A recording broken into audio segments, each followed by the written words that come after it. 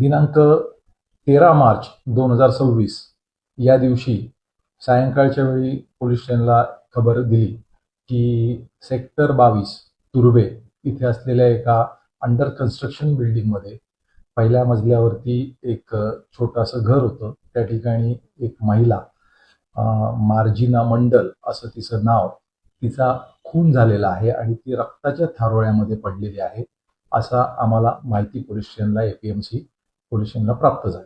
ती माहिती प्राप्त झाल्यानंतर ताबडतोब त्या ठिकाणी पोलीस स्टेशनचे अधिकारी आणि सर्व स्टाफ त्या ठिकाणी पोहोचला. तिथे जे प्रायमरी आमचं जे सगळं इन्व्हेस्टिगेशन असतं त्या पद्धतीने FSL व्हॅन असेल, फॉरेन्सिक लॅबॉरेटरीची आमच्या व्हॅन असेल किंवा श्वान पथक असेल किंवा फिंगरप्रिंट एक्सपर्ट असतील, ते त्या ठिकाणी आम्ही गेलो. प्राथमिकरित्या माहिती काढण्याचा प्रयत्न केला. त्याचप्रमाणे ताबडतोब त्या खुनाचा जो गुन्हा आहे अज्ञात इसमाविरुद्ध, तो आम्ही तिथे नोंद केला. याची माहिती वरिष्ठांना दिली. त्याच सुरुवातीच्या काळामध्ये तिथे चॅलेंजेस खूप होती. एकतर तो जो भाग आहे तो गावठाणाच्या आणि जुन्या अशा इमारती आहेत, त्यामुळे तिथे CCTV कॅमेराज वगैरे किंवा प्रत्यक्षदर्शी तिथे आम्हाला कोणी तिथे ही घटनाच्या बाबतीत काही माहिती मिळत नव्हती. आम्ही अनेक नागरिकांशी तिथे संवाद साधला, खूप चौकशा केल्या, परंतु तिथे काही मिळत नव्हतं.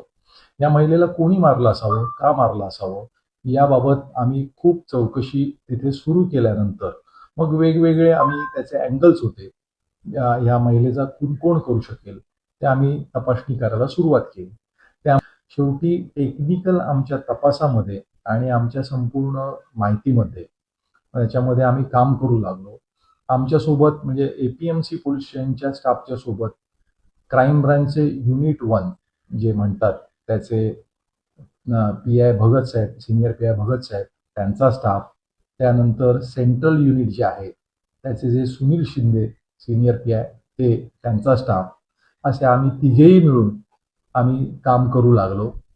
आणि काम करत असताना त्याच्यामध्ये आम्हाला एक टेक्निकल अनालिसिस करताना आणि कोण कोणी त्याच्याशी त्या दिवशी बोललंय, तिच्याशी काय त्याचा भाग आहे, त्या सगळ्या लोकांना आणून चौकशी करायला इथे सुरुवात केली. गुन्हा होऊन जवळपास 20-25 दिवस उलटून गेले होते आणि काही सुगावा लागत नव्हता. आमच्या स्टाफनी जवळपास 80-85 लोकांकडे प्रत्यक्षात चौकशी करून काही सुगावा मिळतो त्या बघत होतो. शेवटी आम्ही बऱ्याच राज्यांमध्ये वेगवेगळी पथकं तयार केली. क्राईम ब्रँचची पथकं, आमच्या पोलीस स्टेशनची पथकं आणि वेगवेगळ्या ठिकाणी आम्ही त्याचा तपास करण्याकरता संशयितांचा गेलो. एक त्याच्यामध्ये आम्हाला सुगावा लागला किंवा लीड मिळालं आणि एक मोहम्मद अख्तर असा जो याच्यामधला आरोपी आहे, तो त्याचं किसनगंज बिहार राज्य या ठिकाणी तो गाव आहे आणि तो गुन्हा घडल्यानंतर इथून तो निघून गेलेला आहे. फोन वगैरे त्यांनी बंद केलेले आहेत असा आम्हाला सुगावा लागल्यानंतर आमचं पथक पहिल्यांदा आमचे API शेलार, त्याच्यानंतर धर्माधिकारी असे आमचे पथक आमचं त्या ठिकाणी गेलं.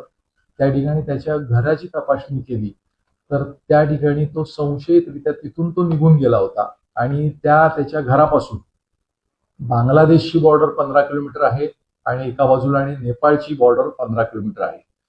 त्या ठिकाणी त्याची चौकशी केली, त्याचं बिहेवियर समजून घेतलं तर त्याच्याविषयी संशय अधिक बळावला. तो संशय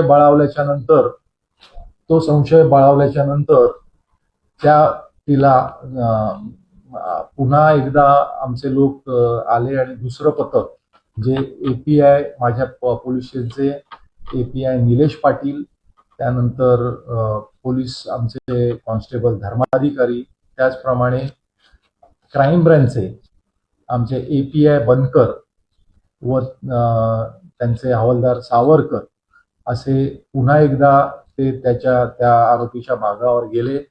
तिथे त्यांनी पुन्हा एकदा तो आरोपी नेपाळमध्ये या देशामध्ये गेल्याचं त्यांना समजलं. तिथे तांत्रिक तपास केला, तिथल्या लोकल ऑथॉरिटीजची मदत घेतली आणि जो आरोपी आहे त्याला नेपाळ देशामधून म्हणजे बेलडोंगी झापा जिल्हा या ठिकाणून त्यांना ताब्यात घेतलं आणि त्यांना आपल्या नेपाळ बॉर्डरला आणलं. त्यानंतर त्याला इकडे पोलीस स्टेशनला आलं मुंबईमध्ये एपीएमसी पोलीस स्टेशन इथे आणल्यानंतर त्याची पुन्हा एकदा कसून तिथे चौकशी केली आणि त्याच्यामध्ये आपल्याला त्या आरोपींनी तो गुन्हा केल्याचं कबूल केलं.